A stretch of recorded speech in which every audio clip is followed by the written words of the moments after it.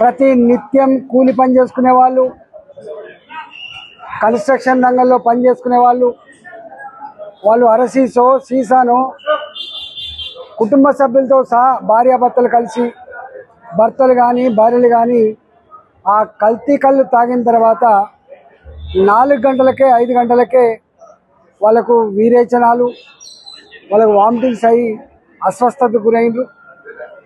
ఈ విషయం తెలియక కొద్దిమంది ఒకరో ఇద్దరు అక్కడే చనిపోయినట్టుగా వాళ్ళు చెప్తా ఉన్నారు. అనేక మంది తాగినోళ్ళు, అంటే వీళ్ళు చెప్తున్నట్టుగా 15 మందో 20 మందో కాకుండా పెద్ద సంఖ్యలోనే ఈ కళ్ళు కాంపౌండ్లలో ఈ విషపు కళ్ళు తాగిందని చెప్పి వారు చెప్తా ఉన్నారు.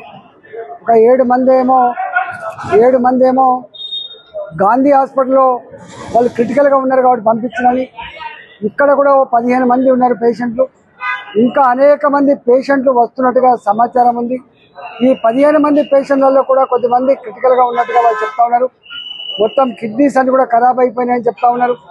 అదేవిధంగా ఇవాళ కెమికల్ టెస్టింగ్ అయితే తప్ప దేనివల్ల ఎంత ఎఫెక్ట్ ఇచ్చిందని చెప్పి వాళ్ళకు అనాలిసిస్ వస్తుందని చెప్తున్నారు. ఏది ఏమైనప్పటికీ కూడా కల్తీ కళ్ళు తాగి పెద్ద సంఖ్యలో ఇవాళ ఎఫెక్ట్ అయింది. అలా 3 చనిపోయినట్టుగా చెప్తా ఉన్నారు. ఒకరిద్దరు ఇళ్లనే చనిపోయినట్టుగా, ఒకరేమో హాస్పిటల్ చనిపోయినట్టు చెప్తా ఉన్నారు. ఇంకా క్రిటికల్గా ఉంది కాబట్టి ప్రభుత్వం దీని మీద సమగ్రమైన విచారణ జరిపించాలి. ఈ కల్తీ కళ్ళు తాగే వాళ్ళంతా కూడా పేదవాళ్ళే కాబట్టి, గరీబోళ్ళు కాబట్టి, వాళ్ళ ప్రాణాలకు ముప్పొచ్చే ఆస్కారం ఉంది కాబట్టి నియంత్రణ పెట్టాలని చెప్పి డిమాండ్ చేస్తూ ఉన్నాం.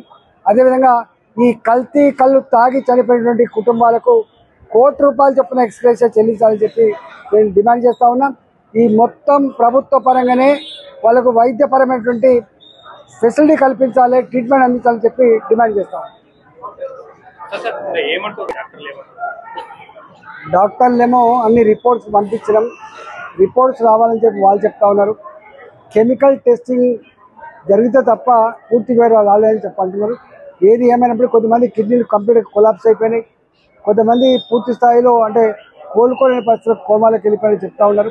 కాబట్టి కొంత సీరియస్ గంభీరమైన పరిస్థితి ఉంది. ఇప్పటి వరకు అధికారికంగా ఎవరు చనిపోయినట్లు ప్రకటించలేదు. చనిపోయారని వివరాలు ఏమన్నా వచ్చాయా? 3 చనిపోయినట్టుగా వివరాలు వచ్చినాయి. ఒకరిద్దరు ఇళ్లనే చనిపోయినట్టుగా ఆ పెళ్లితో సహా ఉన్నాయి మా దగ్గర.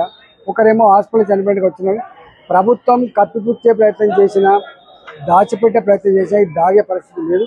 వాళ్ళు ఒకటే చెప్తున్నారు, మా కాంపౌండ్లో ఎవరెవరైతే ఈ కల్తీ కళ్ళు తాగిందో వాళ్ళందరికీ కూడా ఇదే పరిస్థితి అని చెప్తారు. ఎలా చూసుకోవాలి అంటే కళ్ళు వివాదం రోడ్ల సంగతి ట్యాగ్ చేస్తూ ఉన్నారు. దీని మీద ఎటువంటి చర్యలు తీసుకుంటే బాగుంటుంది? ఇష్యూ ఎక్కడ కూడా హైదరాబాద్లో మునుపట్లాగా తాడి చెట్లు ఎక్కి కళ్ళు తీసి తెచ్చేటువంటి పరిస్థితి లేదు. ఇక్కడ అంతా డైజోఫామో అదేదో కలిపి చేస్తూ ఉన్నారు. కానీ దాని మీద నియంత్రణ ఉండాల్సి అక్కడ. ఇవాళ ఎట్లయిపోయిందంటే గంజాయి, డ్రగ్స్, వాడికి ఒక క్వార్టర్ తాగుతూ తప్ప నిద్ర పట్టని పరిస్థితి, కల్తీ కళ్ళు తాగు తప్ప నిద్ర పట్టని పరిస్థితి, అడిక్ట్ అయిపోయింది. కాబట్టి దీని మీద మొట్టమొదటిగా చేయాల్సింది కల్తీ కళ్ళు నివారించాల్సిన అక్కడ ఉంది మొట్టమొదటిగా.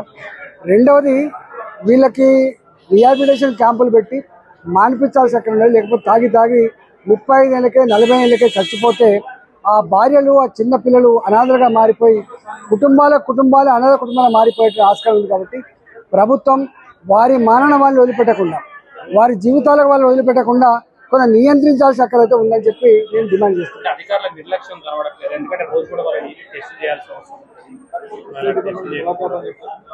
తప్పకుండా ఉంటుంది. అసలు ఎట్లయిపోయిందంటే దీని పేరే ప్రొహిబిషన్ అండ్ ఎక్సైజ్ శాఖ, కానీ ఎక్కడ ప్రొహిబిషన్ లేదు. ఇవాళ స్కూళ్ళ పక్క పొంటి, మహిళలు తిరిగేటువంటి చౌరస్తాలలో, బడి పక్క పొంటి, తర్వాత గుళ్ళ పక్క పొంటి అంతటా ఈ షాపులు పెట్టిండ్రు. షాపులే కాకుండా చిన్న బెల్ట్ షాపులు కూడా ఓపెన్ చేసిండ్రు. ఒక్క మాటలో చెప్పాలంటే రాత్రిపూట కడుపు నొప్పి లేస్తే ఒక ట్యాబ్లెట్ దొరకదు, కానీ రాత్రిపూట కుతులేస్తే మాత్రం ఎక్కడంటే అక్కడనే మంది సీసాలు మాత్రం దొరికే పరిస్థితి వచ్చింది. ఇవాళ 10,000 కోట్లు తెలంగాణ వచ్చినాడు ఎక్సైజ్ ఆదాయం, ఇవాళ 50,000 కోట్ల రూపాయలు. స్వయంగా ఎక్సైజ్ డిపార్ట్మెంట్ వాళ్ళే నీ షాప్ ఈ నెల 2 లక్షలు అమ్మింది, 3 లక్షలు అమ్మింది, మీరు ఇంకా ఎక్కువ అమ్మాల్సి ఎక్కడ ఉందని చెప్పి వాళ్ళ మీద ఒత్తిడి తెచ్చే ప్రయత్నం చేస్తుందంటే షాపులు ఎక్కువ కాలం తెరవాలి, షాపులు ఎక్కువ గంటలు పనిచేయాలి, షాపులలో ఎక్కువ లిక్కర్ అమ్మాలి, ప్రజలను దోచుకోవాలి, ప్రజలు చచ్చిపోవాలి. ఇది ప్రభుత్వం వైఖరిగా మారిపోయింది. దీని మీద దృష్టి పెట్టాలి. ఎక్సైజ్ మీద వచ్చే ఆదాయం పాజిటివ్ ఆదాయం కాదు.